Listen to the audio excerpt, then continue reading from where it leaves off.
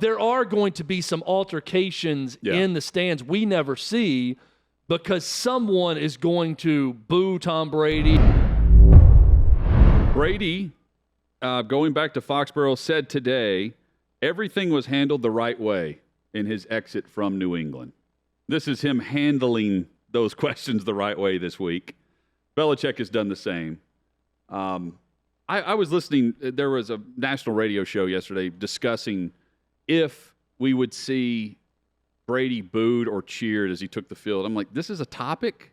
This guy is going to be cheered as he takes the field at Gillette Stadium. Yeah, I don't think there's any. I haven't heard anybody debating this because I don't think there's I heard any it also. choice. It was one of these. I was watching SportsCenter this morning, but it was after SportsCenter went off on ESPN2 or whatever. It was one of these debate shows, and it was Bart Scott.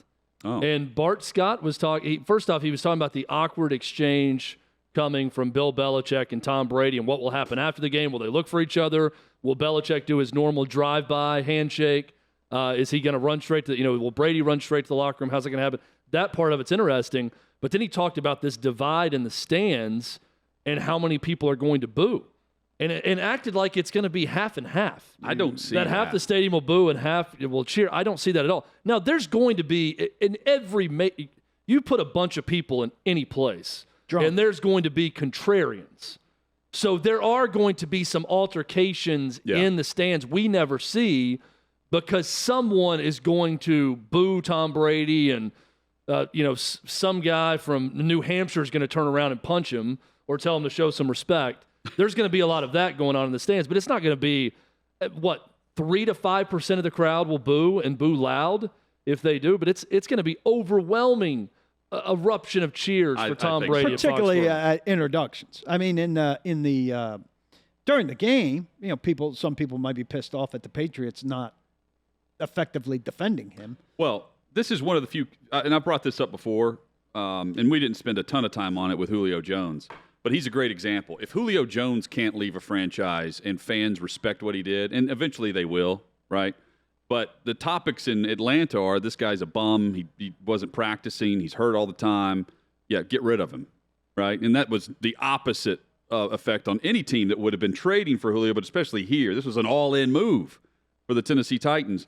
If Julio Jones can't leave a team and be lauded for his accomplishments immediately, who can? But still, this would be very awkward if he comes back to Gillette, Brady I'm talking about, and is booed. To me, that is more shocking than even Boston fans cheering on an ex-player who's now gone on to win a Super Bowl while you're 8-11 since he left.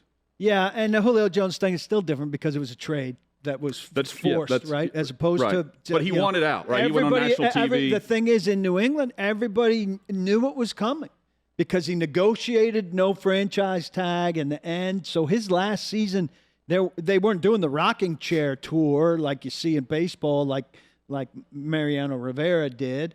But there was a year of anticipation that this was going to be the last thing. We were up there for the playoff game where he threw the pick to Logan Ryan. And when we walked out of Gillette Stadium that night, I mean, the feeling in New England that night was that Tom Brady had just played his last game for the Patriots. Yeah. This wasn't some shocking end of his road there. It was a year-long anticipation of, hey, we hope they can work it out and there's still potential. But odds are this is his last season. That was his last game.